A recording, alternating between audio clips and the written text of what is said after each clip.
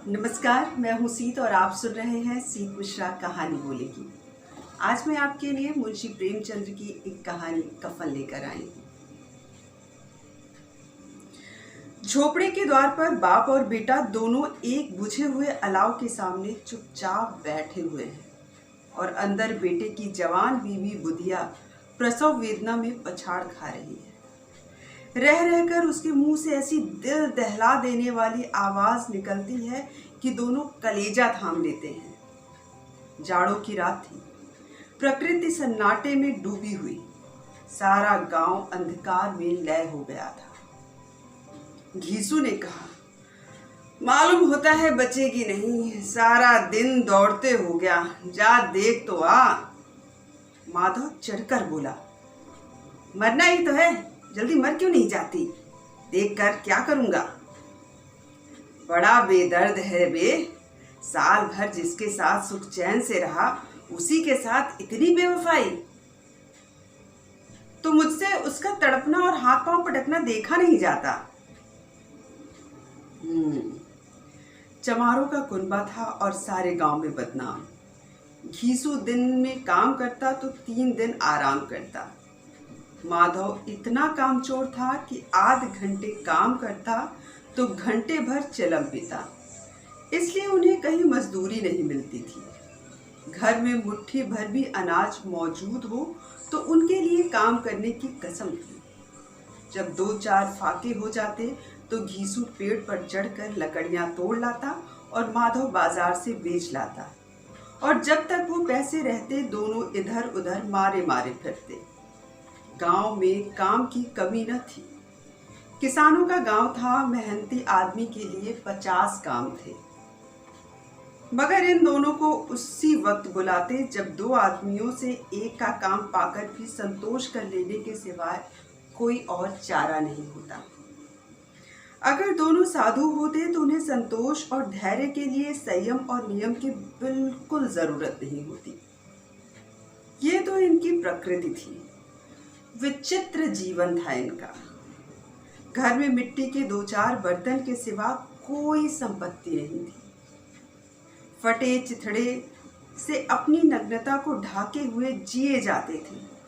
संसार की चिंताओं से मुक्त, कर्ज से लदे हुए, गालियां भी खाते, मार भी खाते, मगर इन्हें कोई गम नहीं होता। दीन इतने की वसूली की बिल्कुल आशा न रहते हुए भी लोग इन्हें कुछ न कुछ कर्ज दे ही देते।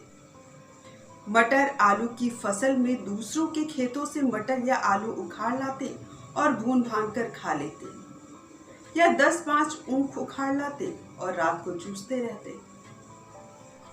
घीसू ने इसी आकाश वृत्ति से 60 साल की उम्र काट दी और माधव भी सपूत बेटे की तरह बाप के ही पदचिन्हों पर चल रहा था, बल्कि उसका नाम और भी उजागर कर रहा था।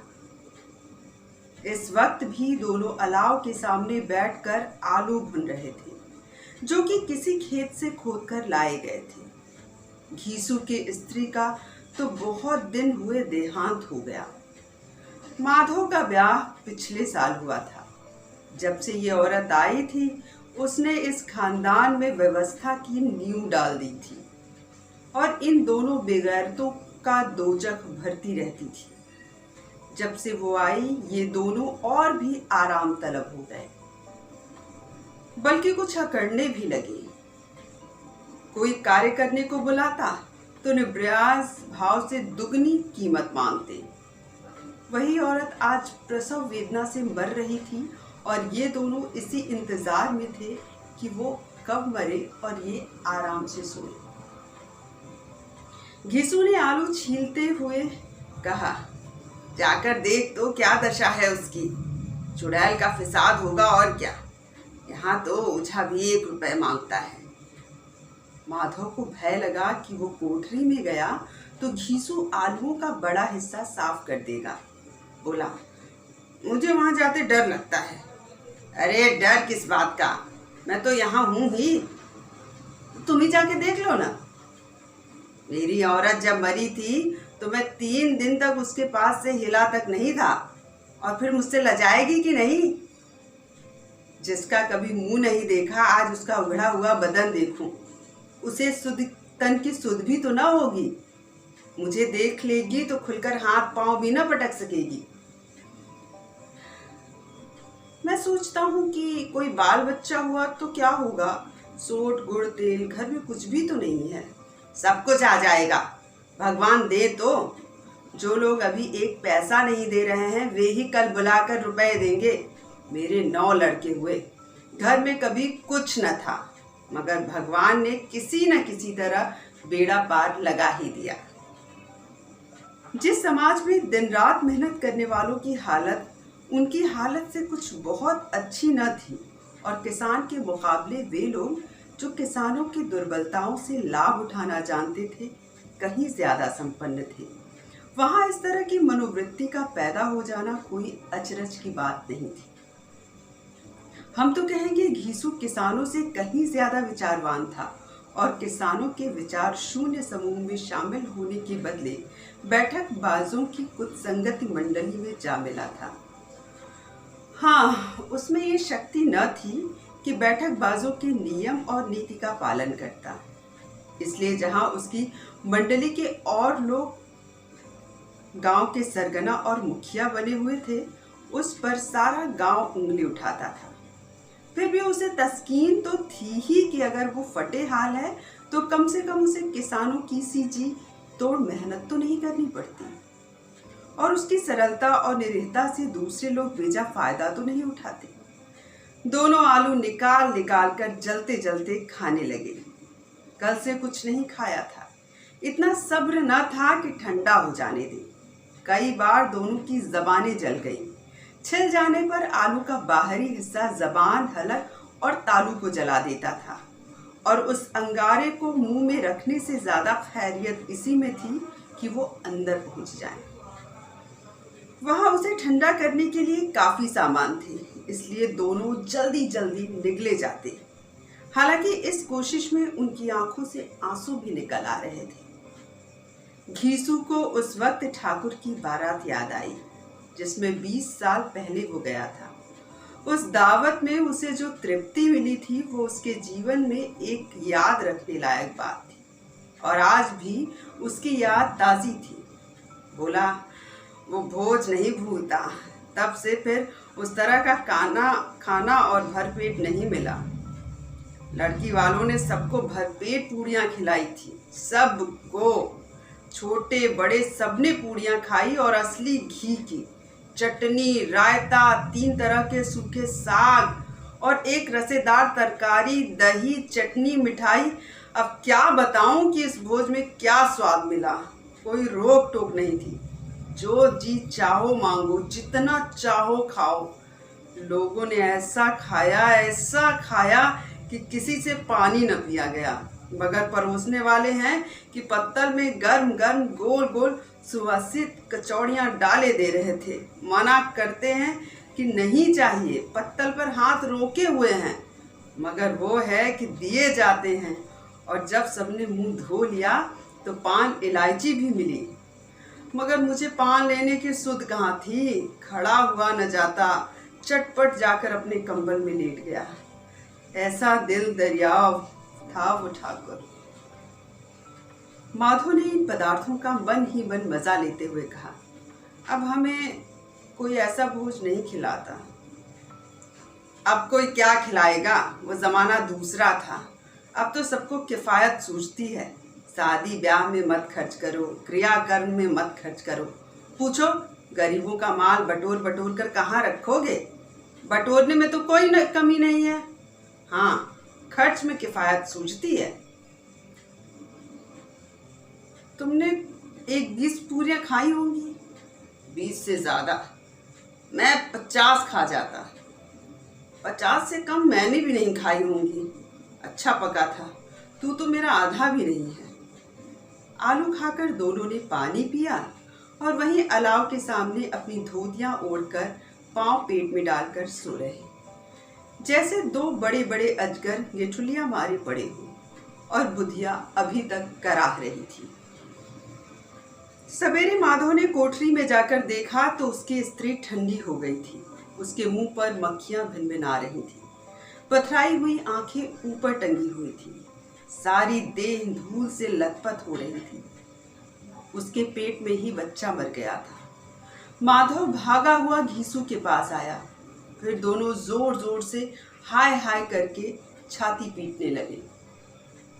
पड़ोस वालों ने ये रोना धोना सुना और दौड़ कर आए और पुरानी मर्यादा के अनुसार इन अभागों को समझाने लगे। मगर ज्यादा रोने पीटने का अवसर न था। कफन की और लकड़ी की फिक्र करनी थी। घर में तो पैसा इस तरह गायब था जैसे चील के घोंसले से मांस। बाप बेटे रोते हुए गांव के जमींदार के पास गए। वो इन दोनों की सूरत से नफरत करते थे। कई बार इन्हें अपने हाथों से पीट चुके थे। चोरी करने के लिए, वादे पर काम न आने के लिए। फिर भी पूछा, क्या बात है घिसुआ, काय रोता है? अब तो तू कहीं दिखलाई भी नहीं देता। मालूम होता है इस गांव में रहना नहीं चाहता।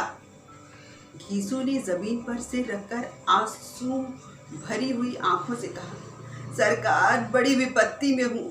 माधव की घरवाली रात को गुजर गई। रात भर तड़पती रही सरकार। हम दोनों उसके सिरहाने बैठे रहे। दवा दारू जो कुछ हो सका सब कुछ किया। मुदा वो हमें दगा दे गई। एक कोई रोटी देने वाला भी न रहा मालिक। तबाह हो गए हम। घर उजड़ गया। आपका गुलाम हूँ। अब आपके सिवा कौन उसकी मिट्टी पार लगाएगा? हमारे हाथ में तो जो कुछ था वो सब दवा दारू में उठ गया। सरकार ही की दया होगी तो उसकी मिट्टी उठेगी। आपके सिवा किसके द्वार पर जाऊं? जमींदार साहब दयालु थे, मगर घीसू पर दया करना काले कंबल पर रंग चढ़ाना था। जी में आया कह दे, चल दूर हट यहाँ से। यूं तो बुलाने से भी नहीं आता। आज जब गरज पड़ी है तो आकर खुशामद कर रहा है। हराम खोर कहीं का, बदमाश। लेकिन ये क्रोध या दंड देने का अवसर न था। जी में कुड़ते हुए 2 रुपए निकालकर उन्होंने फेंक दिए। मगर सांत्वना का एक शब्द भी उनके मुंह से नहीं निकला। उनकी तरफ ताका तक नहीं, उसकी तरफ ताका तक नहीं, जैसे सिर का बोझ उतार दिया हो। जब जमींदार साहब ने 2 रुपए दिए तो गांव के बनिए महाजनों को इनकार का साहस कैसे होता। घीसू जमींदार के नाम का ढिंडोरा पीटना भी जानता था। किसी ने 2 आने दिए, किसी ने 4 आने। 1 घंटे में घीसू के पास 5 रुपए की अच्छी रकम जमा हो गई। कहीं से अनाज मिल गया, कहीं से लकड़ी, और दोपहर को घीसू और माधव बाजार से कफन लाने चले। इधर लोग बांस बांस काटने लगे। गांव की नर्म दिल स्त्रियां आ आकर लाश देखती और बेकसी पर 2 बूंद आंसू गिराकर चली जाती। बाजार पहुंचकर घीसू बोला, लकड़ी तो उसे जलाने भर को मिल गई, क्यों माधव? माधव बोला, हाँ लकड़ी तो बहुत है, अब कफन चाहिए। तो चलो कोई हल्का सा कफन ले लेते हैं। हाँ और क्या, लाश उठते उठते रात हो जाएगी। रात को कफन कौन देखता है? कैसा बुरा रिवाज है कि जिसे जीते जी तन ढकने को चिथड़ा भी ना मिले, उसे मरने पर नया कफन देना चाहिए। कफन लाश के साथ जल ही तो जाता है, और क्या रखा है। यही 5 रुपए पहले मिलते तो कुछ दवा दारू कर लेते। दोनों एक दूसरे के मन की बात ताड़ रहे थे। बाजार में इधर उधर घूमते रहे। कभी इस बजाज की दुकान पर गए, कभी उसकी दुकान पर। तरह तरह के कपड़े, रेशमी और सूती देखे, मगर कुछ जचा नहीं। यहाँ तक कि शाम हो गई। तब दोनों न जाने किस दैवी प्रेरणा से एक मधुशाला के सामने जा पहुंचे और जैसे किसी पूर्व निश्चित व्यवस्था के अंदर चले गए। वहां जरा देर तक दोनों असमंजस में खड़े रहे। फिर घीसू ने गद्दी के सामने जाकर कहा, साहू जी, एक बोतल हमें भी देना। उसके बाद कुछ चखना आया, तली हुई मछली आई और दोनों बारामदे में बैठकर शांतिपूर्वक पीने लगे। कई कुचियां ताबड़तोड़ पीने के बाद दोनों सुरूर में आ गए। घीसू बोला, कफन लगाने से क्या मिलता, आखिर जल ही तो जाता, कुछ बहू के साथ तो न जाता। माधव आसमान की तरफ देखकर बोला, मानो देवताओं को अपनी निष्पापता का साक्षी बना रहा हो। दुनिया का दस्तूर है, नहीं लोग बाभनों को हजारों रुपए क्यों देते हैं? कौन देखता है परलोक में मिलता है कि नहीं? बड़े आदमियों के पास धन है फूके, हमारे पास फूकने को क्या है? लेकिन लोगों को जवाब क्या दोगे? लोग पूछेंगे नहीं कफन कहाँ है? घीसू हंसा। अबे कह देंगे रुपए कमर से खिसक गए, बहुत ढूंढा मिले नहीं। लोगों को विश्वास ना आएगा, लेकिन फिर वही रुपए देंगे। माधव भी हंसा इस अनपेक्षित सौभाग्य पर। बोला, बड़ी अच्छी थी बेचारी, मरी तो खूब खिला पिलाकर। आधी बोतल से ज्यादा उड़ गई। घीसू ने 2 सेर पूड़ियां मंगाई, चटनी, अचार, कलेजियां। शराब खाने के सामने ही दुकान थी। माधव लपक कर 2 पत्तलों में सारे सामान ले आया। पूरा 1.5 रुपया खर्च हो गया। सिर्फ थोड़े से पैसे बचे रहे। दोनों इस वक्त शान से बैठे पूड़ियां खा रहे थे, जैसे जंगल में कोई शेर अपना शिकार उड़ा रहा हो। न जवाबदेही का खौफ, ना बदनामी की फिक्र। इन सब भावनाओं को उन्होंने बहुत पहले ही जीत लिया था। घीसू दार्शनिक भाव से बोला, हमारी आत्मा प्रसन्न हो रही है तो क्या उसे पुण्य न होगा? माधव ने श्रद्धा से सिर झुकाकर तस्दीक की। जरूर से होगा। भगवान तुम अंतर्यामी हो, उसे बैकुंठ ले जाना। हम दोनों हृदय से आशीर्वाद दे रहे हैं। आज तो भोजन मिला, वो कभी उम्र भर नहीं मिला था। एक क्षण के बाद माधव के मन में एक शंका जागी। बोला, क्यों दादा, हम लोग भी एक न एक दिन वहां जाएंगे? घीसू ने इस भोले भाले सवाल का कुछ उत्तर न दिया। वो परलोक की बातें सोचकर इस आनंद में बाधा नहीं डालना चाहता था। जो वहां हम लोगों से पूछे कि तुमने हमें कफन क्यों नहीं दिया तो क्या कहोगे? कहेंगे तुम्हारा सिर। पूछेगी तो जरूर। तू कैसे जानता है कि उसे कफन न मिलेगा? तू मुझे ऐसा गधा समझता है? 60 साल क्या दुनिया में घास खोदता रहा हूं, उसको कफन मिलेगा और बहुत अच्छा कफन मिलेगा। माधव को विश्वास न आया। बोला, कौन देगा? रुपए तो तुमने चट कर लिए, वो तो मुझसे पूछेगी। उसकी मांग में तो मैंने सिंदूर डाला था। कौन देगा? बताते क्यों नहीं हो? वही देंगे जिन्होंने अब की दिया है। हाँ, अब की रुपए हमारे हाथ ना आएंगे। ज्यों ज्यों अंधेरा बढ़ता गया और सितारों की चमक तेज होती गई, मधुशाला की रोशनी भी बढ़ती जाती।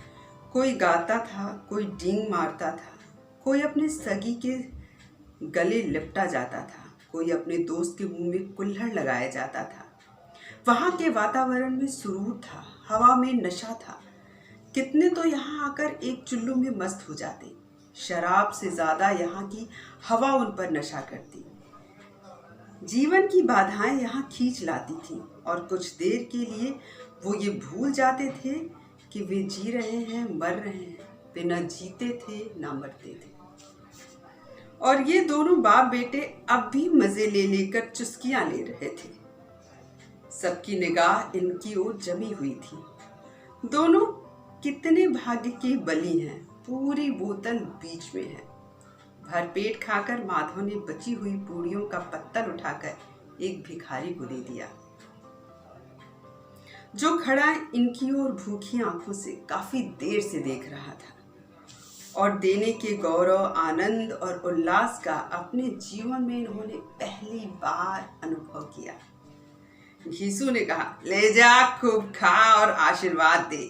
जिसकी कमाई है वो तो मर गई, मगर तेरा आशीर्वाद उसे जरूर पहुंचेगा। रोए रोए से आशीर्वाद दो, बड़ी गाढ़ी कमाई के पैसे हैं। माधव ने फिर आसमान की तरफ देखकर कहा, वो बैकुंठ जाएगी दादा, बैकुंठ की रानी बनेगी वो। घीसू खड़ा हो गया और जैसे उल्लास की लहरों में तैरता हुआ बोला, हाँ बेटा, बैकुंठ में जाएगी।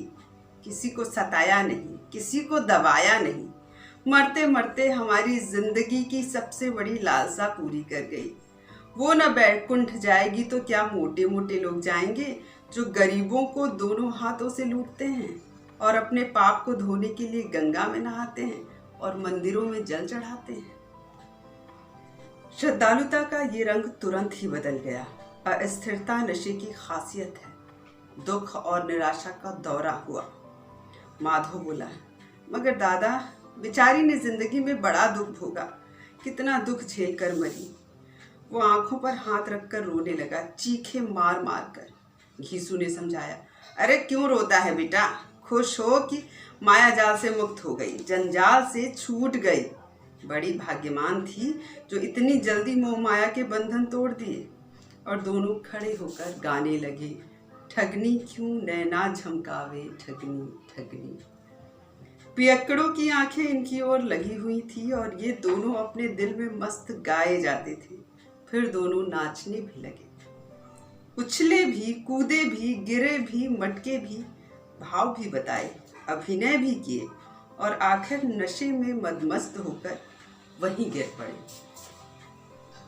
Thank you so much. अगर आपको ये कहानी पसंद आई तो लाइक करें, शेयर करें, सब्सक्राइब करें। Thank you so much.